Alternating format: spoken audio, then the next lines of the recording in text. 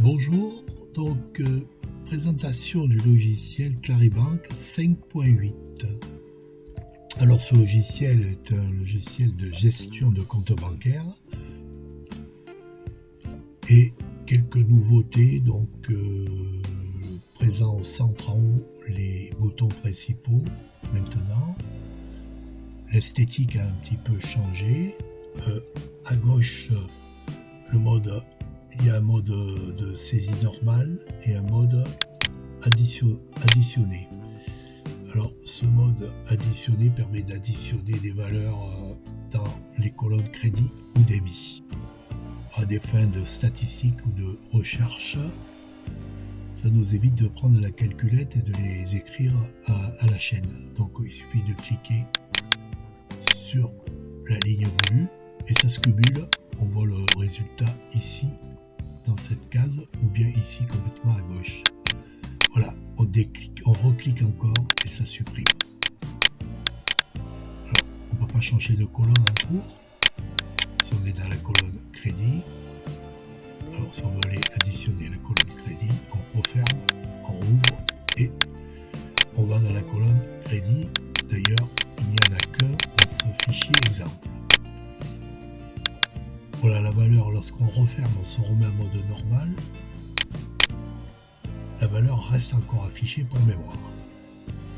Alors ici, les petits boutons en bas forcent le tri. On voit que c'est par ordre, car quand on ouvre le logiciel, le tri se fait automatiquement, mais après, s'il y a des modifications, il faudra le faire manuellement. Ici, ce même bouton également remet en ordre chronologique, comme le dit la bulle. Le bouton à côté qui est grisé va se dégriser lorsqu'on va cliquer sur l'échéancier. Il permet de nettoyer les échéances qui ne sont plus actives. Alors, dans ce cas-là, le fichier d'échéance est vide. Donc il va nous dire qu'il n'y a aucune échéance dans l'échéancier.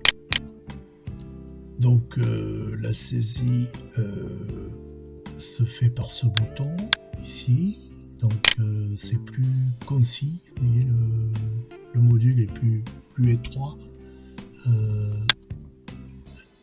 Et les choses se voient donc un peu mieux. Alors par défaut, des valeurs sont déjà mises. Les valeurs qui sont inscrites en F1 ici sont rappelées automatiquement à l'ouverture. Si c'est donc des valeurs que vous utilisez souvent. Voilà, on ferme. Le module de tri à gauche est un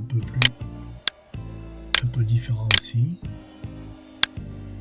Voilà, donc pareil, on choisit la date ou la date ici en direct ou bien ici une année, un mois en cours sur la totalité.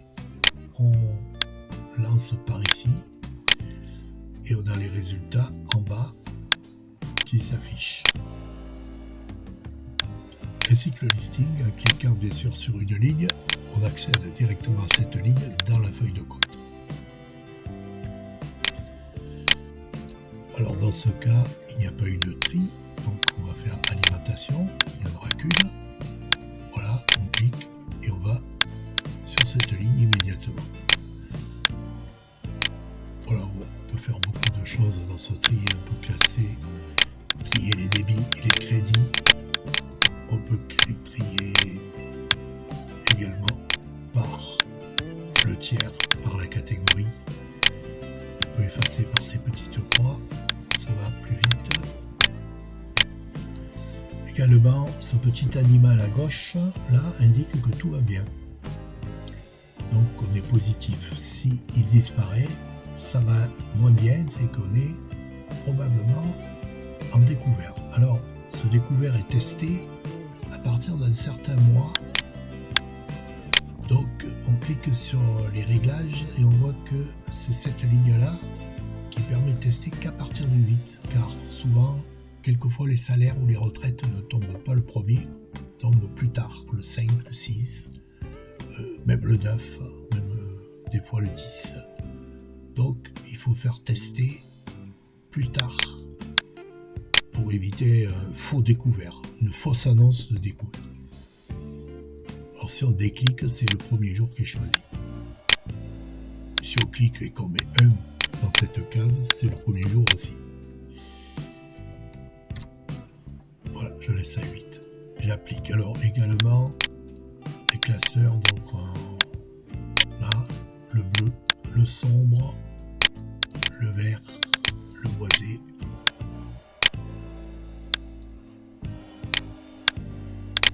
On revient sur le bleu.